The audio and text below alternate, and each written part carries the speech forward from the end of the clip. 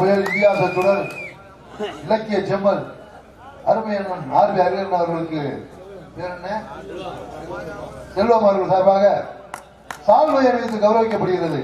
ஜோரா கையிலுக்கு என்ன நாடகம் தற்பொழுது அவர்கள் வெற்றியை உறுதி செய்து விட்டார்கள். இதுவே ஆரம்பம். கதராடை அணிவித்து கௌரவிக்கின்ற வகையிலே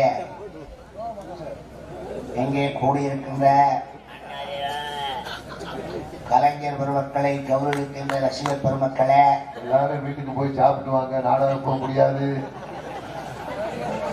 துண்டு போட்டா அப்படிக்காக பிரயோஜனம் அரசியல் எல்லாம் மேடல ஆடை இழுத்து பெருமைப்படுத்தி அன்னாரவர்களுக்கு மனமார்ந்த நன்றிகள் வணக்கம். இதுதான் மனிதனுடைய வாழ்க்கை.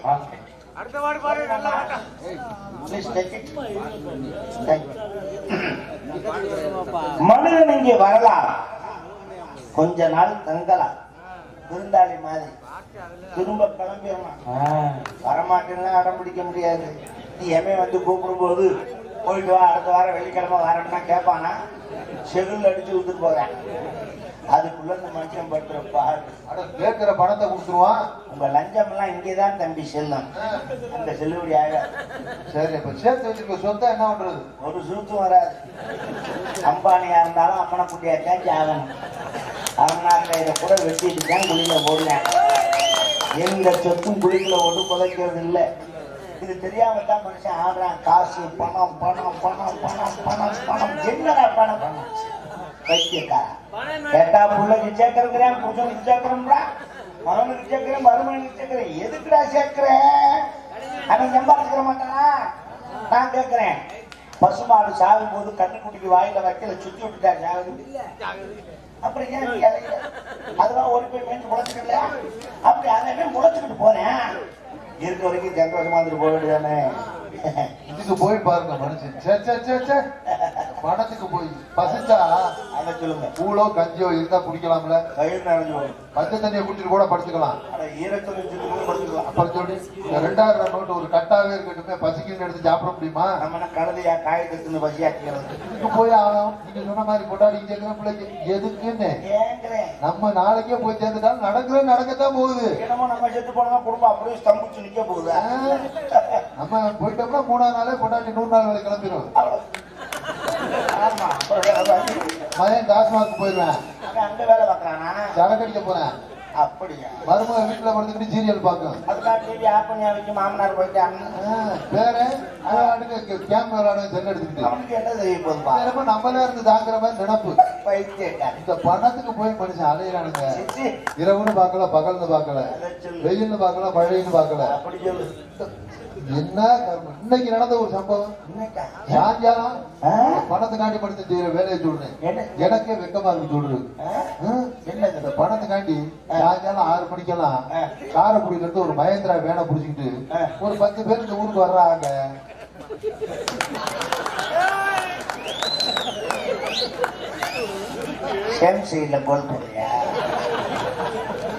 அப்ப நீங்க இந்த பணத்துக்காக இருக்கீங்க. ஐயா குன்றக்குடியில இருந்த வண்டியில மங்கடி தவிர்த்து ஏறினீங்க. எதுக்கு ஏறினீங்க? அந்த பணத்துக்கு தெரியல. பணம் தேவை. ஒத்த கடையில இருந்து கேமரா வச்சுக்கிட்டு நியாயம். பணம் வேணும் தம்பி, அதுல வித்தியாசம் இருக்கு. அளவோடு பணத்தை சம்பாரிச்சுன்னா அது உன்னைய காப்பாற்றும். அளவுக்கு மீறி சம்பாரிச்சுட்டீங்கன்னா அதை நீ காப்பாற்றணும்.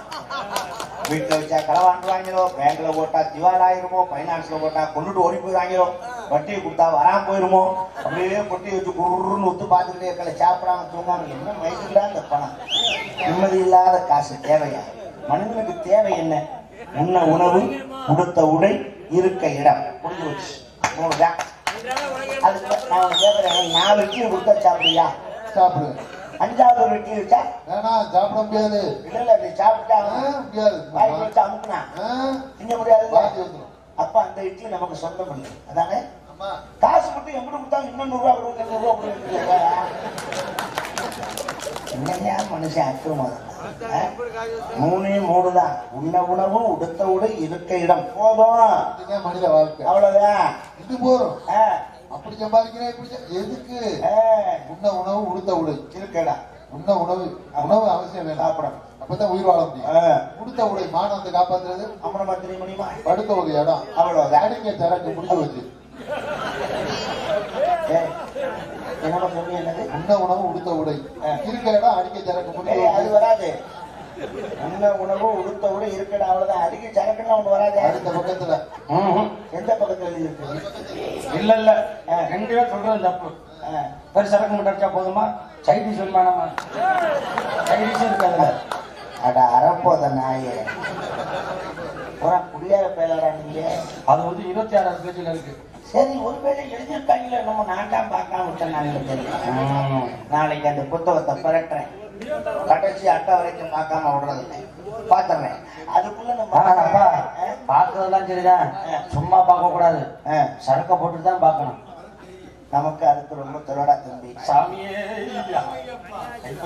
நமக்கு அது ஈடுபாடு கிடையாது. இதெல்லாம் வெறுத்து ஒதுங்கிட்டு ஒரு காலத்துல செஞ்சவங்க இன்னைக்கு பட்டு திருந்தியாச்சு என்றது நம்ம சொன்னா பைத்தியக்காரன் தொலைஞ்சு போகாம நீங்க குடிச்சு குடிச்சவரா போய் அப்புறம் திருந்து போது உங்களுக்கு தெரியும்.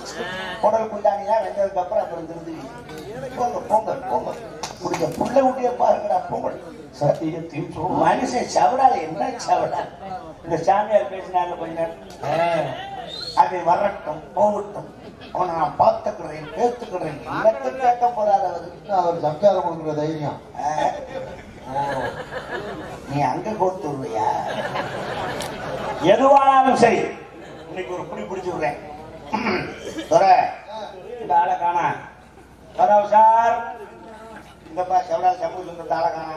வந்தா அடிப்பான்னு தெரியும். ஆள் இல்லாதப்ப பேச வேண்டியது. இப்ப வந்தா என்ன செய்வாங்க பயந்துட்டு வேற உள்ள உட்காந்துருக்கேன். எனக்கு தேவையா துறை? உன் முகத்துக்காக பாக்குறேன், அடிக்க மாட்டேன். குறைச்சது என் முகத்து காட்டி பார்க்க வேணா, நடுமட்டையை பார்த்து 4 போல் போடுங்க. இப்பத்தான் ஒரிஜினல் நாரது வேலை நீ பாக்குற. சாமியார் அடிச்ச பாவம் நம்ம சந்ததிக்கே வரப்படாது. கையில கம்பு இருக்குனால பயந்துட்டு வர மாட்டேங்கிறாப்புல, மண்டையை போந்து விட்டுறாங்க. நான் என்ன செய்யறேன், நான் இங்க நின்று ஆள் வராது.